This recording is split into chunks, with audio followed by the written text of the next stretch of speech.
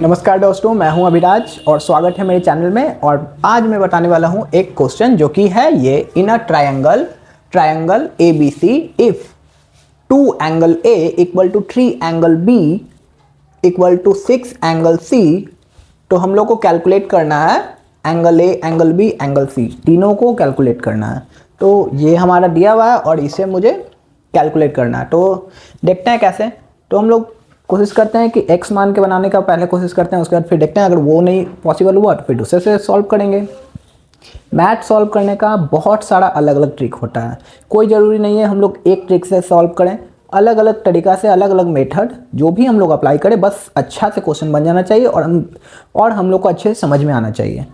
तो पहले तो हम बहुत ही ईजी वे में सॉल्व करने का कोशिश करते हैं, उसके बाद देखते हैं क्या आता है रिजल्ट। तो जैसे कि हम x मान रहे हैं, तो एंगल ए को देख लेते हैं क्या आता है। 2 angle A equal to X. तो एंगल ए इक्वल टू, ये मल्टीप्लाई में है, उधर जाके क्या हो जाएगा, डिवाइड में हो जाएगा, तो x बाई 2 हो जाएगा। तो ये तो हो गया। इसी तरीक़ा से तीन जो हमारा दिया हुआ है, तीनों को सॉल्व कर लेते हैं। 3 angle B equal to X. तो angle B equal to X by 3। एक और है, वो भी सॉल्व कर लेते हैं। तो इसमें क्या है, 6 angle C equal to X. तो एंगल सी इक्वल टू, ये मल्टीप्लाई में इधर आके क्या हो जाएगा, डिवाइड में हो जाएगा, तो यहाँ पे 6 हो गया। ठीक है। और हम लोग जानते हैं कि सम ऑफ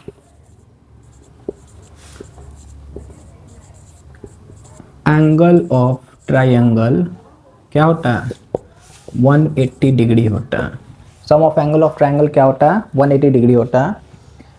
तो सॉल्व करते हैं, जैसे कि angle A plus angle B plus angle C equal to 180 degree.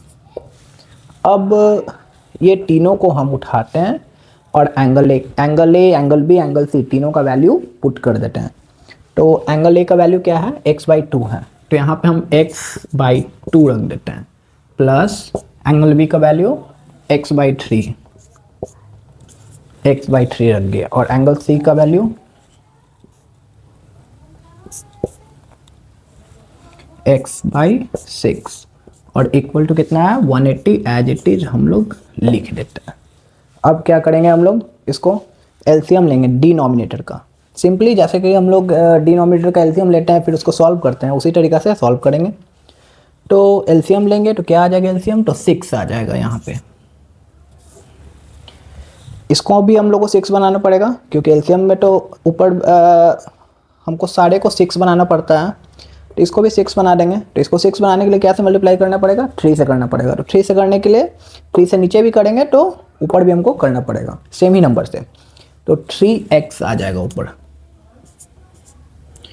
Plus, और यहाँ क्या आ जाएगा,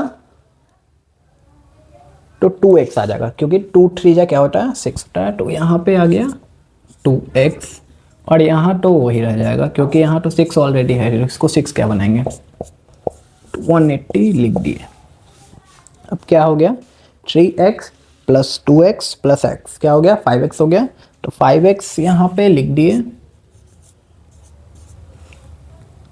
6x हो गया, सॉरी, 3 प्लस 2 प्लस 1 6x हो गया।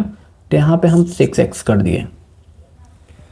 अब क्या हुआ, यहाँ नीचे 6 आ गया, 6 एज इट इज लिख दिए, 180 लिख दिए, और यहाँ पे हम देख पा रहे हैं कि ये क्रॉस हो रहा है, तो इसको हम क्रॉस कर देते हैं। तो यहाँ 6 से 6 क्रॉस हो गया, तो x इक्वल टू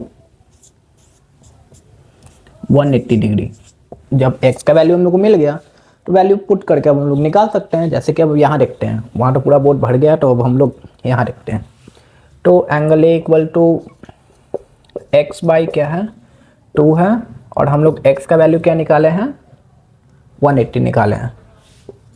तो x का वैल्यू यहाँ 180 रख देते हैं, और 2 डिवाइड किए, क्या आ गया, 90 डिग्री आ गया, 90 डिग्री। इसी तरीक़े से एंगल बी का वैल्यू निकाल लेते हैं। क्या है, एंगल बी का वैल्यू x बाई 3 है, तो क्या आ गया 180/3 करेंगे तो क्या आ जाएगा 60 डिग्री आ जाएगा। यहाँ पे 60 लिख दिया। एंगल सी का भी इसी तरीक़ा से निकाल लेंगे। तो x बाई क्या है 6 है तो 6 रख दिए और यहाँ क्या है 180 डिग्री बाई 6 तो क्या आ जाएगा, कट जाएगा ये दोनों, कितना बार में 30 डिग्री आ जाएगा। तो ये 30 हो गया। तो हमारा निकल गया angle A, angle B, angle C. और हम लोग को ये क्वेश्चन में एकदम इजी वे में सारा का वैल्यू निकाल लिए। तो आई होप आप लोगों को ये वीडियो अच्छा लगा होगा और आसान सा ही है, बहुत ही आसान है। कुछ अगर हम लोग थोड़ा सा दिमाग लगाएंगे तो बस ये तुरंत बन जाएगा। ये तो मैं समझाने के लिए इतना बताया, बट आप लोग डायरेक्ट भी निकाल सकते हैं। डायरेक्ट आप लोग सोचते हैं, सोच के यहाँ से निकाल सकते हैं डायरेक्ट। ये 180/2 करके हम लोग भी वैसे निकाल सकते हैं। तो थैंक यू सो मच। और जो भी डाउट होगा आप लोग बताइएगा, कमेंट्स में बताइएगा। और जो क्वेश्चन नहीं समझ में आया तो उसका कमेंट में कर दीजिए, कमेंट में लिख दीजिएगा, मैं उसको भी सॉल्व कर दूंगा ऐसे ही। तो थैंक यू सो मच।